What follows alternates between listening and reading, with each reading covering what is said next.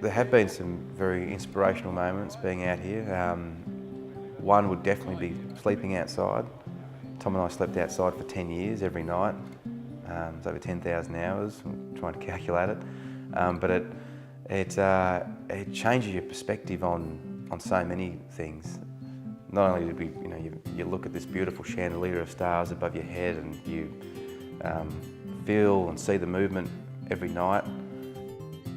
What about any Scorpio? Anyone? Oh, look out. Have you seen your star sign before?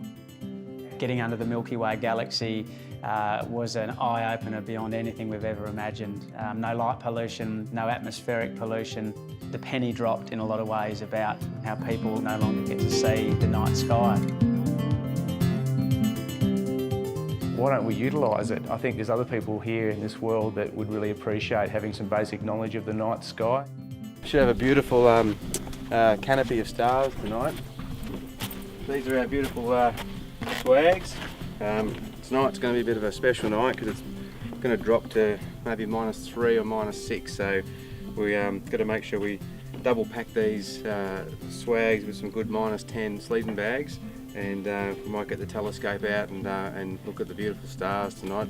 We've just found over the years that deep in the middle of winter, the lens of the atmosphere really clears up, and for those who are brave enough to do what Tommy and I call a black run, which is the more extreme looking at the stars. A lot of people come here and just do the basic shows in the evening, but if you really want to see the magnificent stars and deep sky objects such as the clusters with the naked eye, you got to do it in the middle of winter. Fortunately, it's about -3, -4, but these things will keep us warm. If we wanted to affect people and inspire them to find balance, we really needed to get out of the city and find a place just like the outback, where you could strip away all the physical things that people depend on daily. By stripping away all these things, we open up a headspace for change, and then new ideas can start, new conversations can start, and you get that feeling at the end of every program we run here, and that's inspired, and that's what we're trying to do.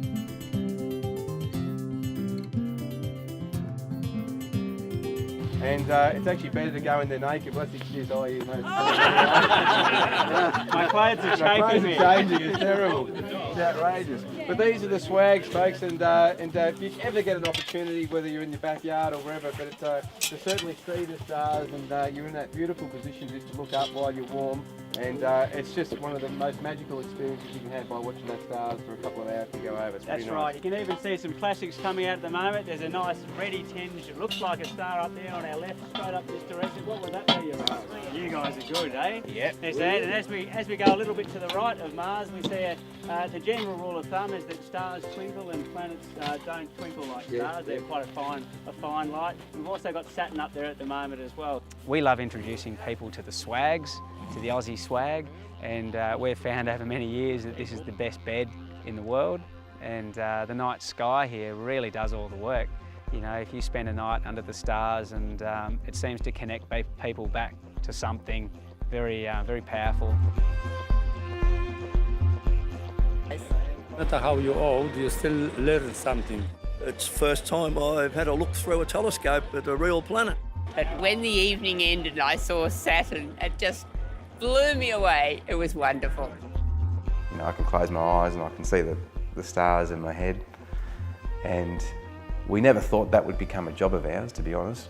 That just naturally evolved, and we simply just tell people the stories. It's like having a conversation with people. We kind of find it's the best job in the world. We found it was, in many ways, became central to Earth Sanctuary's communication to the public. It's changed us in so many ways. I talk to people about how it's helped us understand about Indigenous culture with respect to just sleeping out under the stars. You feel the movement of the Earth.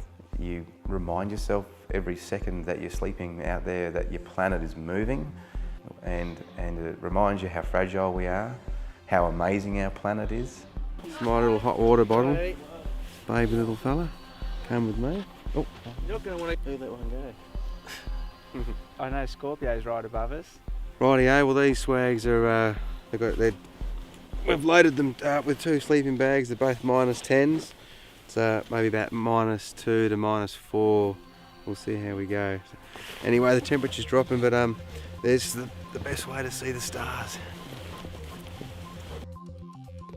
Just the very simple thing about being in a swag, so simple. And we like to pass that message on to people, but we try and activate people to go and do it themselves, even if it's in their own backyard, just to feel the earth again, you know? It's a beautiful experience. I think the most rewarding moments are when you're out here with a bunch of kids, groups that have come from around the world to come here. We've had a school group fly in from Indonesia just to come to our sanctuary and get under the stars. And when they experience a night with us out here, we always find we get a very similar response, and that's inspired. And that's a real buzz. Whatever it is we've created, it's affecting people on that way. This is the classroom. This is, this is life. When you're sleeping out under the stars, that's how people live. They still live like that today, and I don't blame them. You're invigorated by it. It's what actually keeps you alive, That's just one of the biggest lessons out here, is that don't be afraid of nature. Get stuck into it and, enjoy, because that's where we're all from,